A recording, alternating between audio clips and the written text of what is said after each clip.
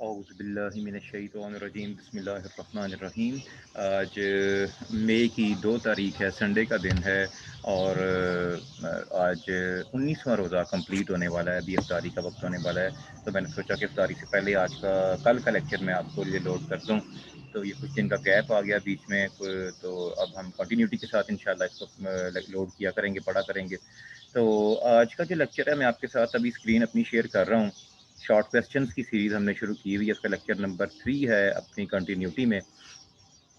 تو یہ کویسچن کے جو نمبر ہیں، سیریل نمبر، ان کو نہیں آپ نے فالو کرنا۔ اس میں سے آئی سی ایس کے اور جو 100 مارکس کی جو اکنامکس ہے، اس کے کچھ کویسچن سے جو میں نے نکالے ہیں، یہ سیریز جو ہے یہ بے ترتیب ہوئی ہے۔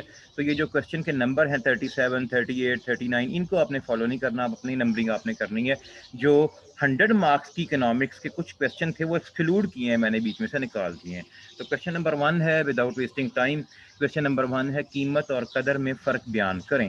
یہ بڑا ایک کانسیپچول قسم کا سوال ہے، قیمت اور قدر، اور ٹاپک ہے مین طلب کا، کنزیومر بیہیویئر کا۔ تو سب سے پہلی چیز آتی ہے قدر۔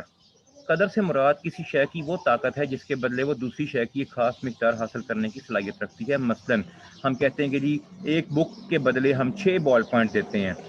ایک بک اور is equal to 6 ball points is called its value. ایک بک کی ویلیو ہے 6 پینسلوں کے برابر۔ اور قیمت کیا ہوتی ہے؟ کسی شے کی قدر کو دولت کے عوض خریدنے کی صورت میں وہ اس کی قیمت بن جاتی ہے۔ یعنی ایک کتاب کی قیمت 100 روپیہ، تو اگر ایک کتاب کی قیمت ہم ان ٹرمز آف منی بولیں تو یہ قیمت کہلائے گی، ان ٹرمز آف ایکسچینج بولیں گے تو یہ اس کی ویلیو کہلائے گی، قدر کہلائے گی۔ تو انگلش میں کیا کہیں گے؟ انگلش میں یہ کویسچن یوں بنتا ہے کہ what is the difference between price and value? ٹھیک ہے، تو ویلیو کیا چیز ہے؟ ویلیو ہے in terms of exchange. Value is the worth of commodity in terms of exchange, and value in terms of money is called price۔ یہ دونوں میں فرق ہے کہ value in terms of exchange value کہلائے گی، اور value in terms of money جو ہے یہ کہلائے گی پرائس۔ تو جب ایک بک کی جو ویلیو ہے in terms of money 100 rupees ہے تو یہ اس کی پرائس ہے۔ ایک بک کی ویلیو اگر in terms of some other commodity ہے، 6 پینسلز ہیں، تو یہ کہلاتی ہے اس کی ویلیو۔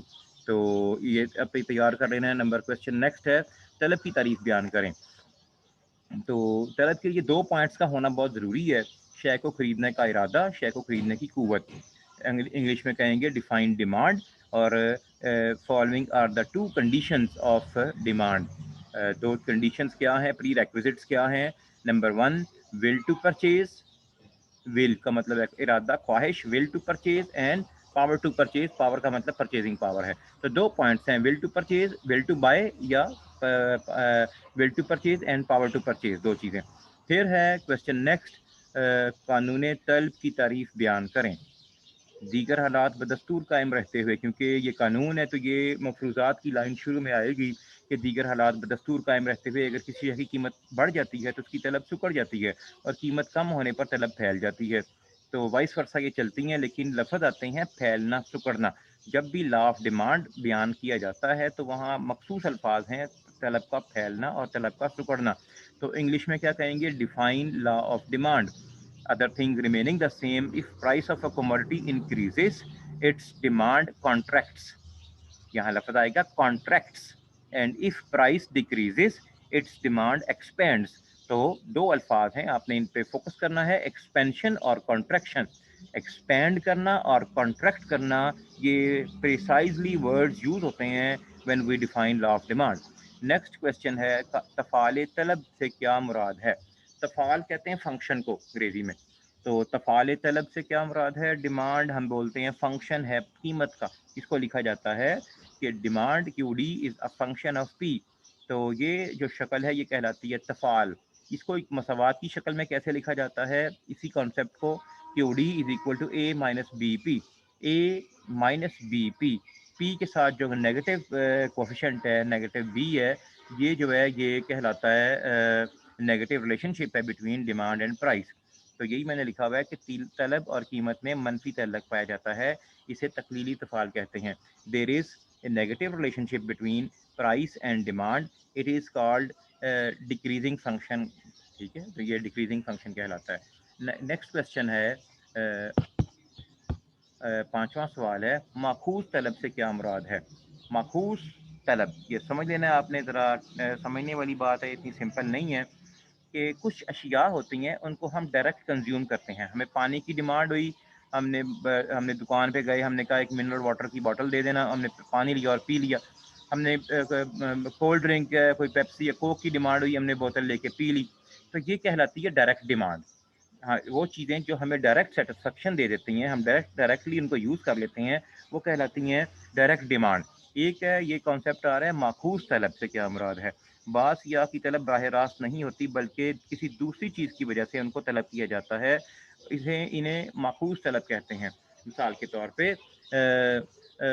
کے طور پہ آپ دیکھیں کہ اینٹوں کی ڈیمانڈ ڈائریکٹ نہیں ہوتی. کسی نے اینٹیں لے کے کیا کرنی ہے؟ ہاں، اینٹیں وہ خرید رہا ہوتا ہے مکان بنانے کے لیے. مکان کی ڈیمانڈ ہے، مکان کی ڈیمانڈ کو پورا کرنے کے لیے جو اینٹیں ہیں یا برکس ہیں، ان کی ڈیمانڈ کی جاتی ہے. تو اسی طرح یہ سیمنٹ ہے، بجری ہے، سریا ہے، ان چیزوں کو ڈائریکٹ کسی بھی یوز میں نہیں آتی، لیکن ان کو خریدا جاتا ہے، لیا جاتا ہے مکان بنانے کے لیے، بلڈنگ بنانے کے لیے، اسٹرکچر بنانے کے لیے. تو یہ جو سیمنٹ ہے، بجری ہے، ریت ہے، ان کی ڈیمانڈ جو ہے یہ کہلاتی ہے derived demand. They are driven by the demand of a house اور ڈیمانڈ آف اے بلڈنگ. تو یہی اس کی ڈیفینیشن تھی. انگریزی میں اسے کہتے ہیں ڈیرائیوڈ ڈیمانڈ. کہ ڈیفائن ڈیرائیوڈ ڈیمانڈ. تو ڈیرائیوڈ ڈیمانڈ کیا ہوتی ہے کہ there are some commodities which are not directly demanded, rather they are demanded due to some other commodities. So for example, the demand of a house is a derived demand. Demand of a house is a derived demand. It is driven by bricks, cement اور etcetera جو بھی building material ہوتا ہے اس میں use ہوتا ہے. آج کے لیے اتنا ہی کافی ہے، 5 کوشچن ہی کافی ہیں. افطاری کا ٹائم ہو گیا، 6:42 ہو گئے ہیں، تو باقی انشاءاللہ ہم اس کو بعد میں پڑھیں گے.